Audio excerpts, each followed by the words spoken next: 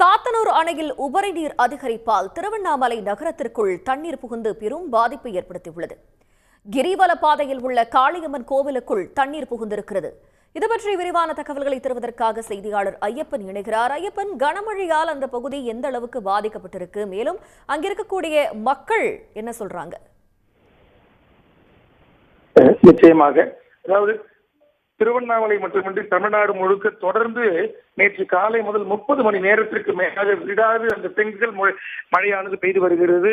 இதனால் பல்வேறு இடங்களில் வெள்ளப்பெருக்கும், வெள்ள நீர் அதாவது கடல் போல காட்சியளிக்கும் சூழலும் காணப்படுகிறது.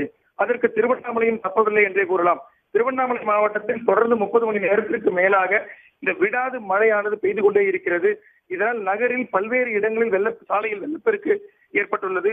தீபமலையில் இருந்து வழிந்தோடும் நீரானது திருவண்ணாமலையில் அதாவது முக்கிய பிரதான சாலைகளான அதாவது மாட வீதி, துர்க்கையம்மன் கோவில் தெரு, காந்தி நகர் உள்ளிட்ட இடங்கள் முழுக்க அதாவது கழுத்தளவிற்கு நீர் தேங்கி பொதுமக்கள் மிகுந்த சிரமத்திற்குள்ளாகிறார்கள். வெளியில் வர முடியாத சூழலும் தற்பொழுது திருவண்ணாமலையில் நிலவி வருகிறது. இது ஒரு புறம் இருக்க, திருவண்ணாமலை கிரிவல பாதையில் திருவண்ணாமலையின் எல்லை தெய்வமான காளியம்மன் திருக்கோவில் அமைந்துள்ளது. இந்த புயல் காரணமாக அந்த பகுதியிலும் குறிப்பிட்ட அதாவது அரசினர் கலைக்கல்லூரி உள்ளிட்ட தாமரை நகர் உள்ளிட்ட பகுதிகளில் ஏற்பட்ட வெள்ளப்பெருக்கின் காரணமாக அந்த நெடுஞ்சாலையில் அமைந்துள்ள அந்த காளியம்மன் திருக்கோவில் முழுக்க தற்பொழுது வெள்ள நீரால் சூழப்பட்டுள்ளது.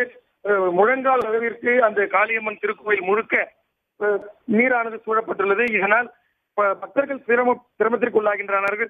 அது மட்டும் இல்லாமல் என்னதான் அதாவது மழை பெய்தாலும் விடாத பக்தர்கள் தற்பொழுது கிரிவல பாதையில் ரெயின்கோட் அணிந்தவாறு கிரிவலம் மேற்கொண்டு வருகிறார்கள்.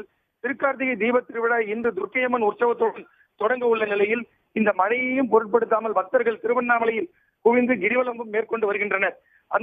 அந்த ஒரு வேளையில் தற்பொழுது காளியம்மன் திருக்கோவில் முழுக்க வெள்ள நீரால் சூழப்பட்டுள்ளது. தங்களோட தகவல்களுக்கு நன்றி ஐயப்பன்.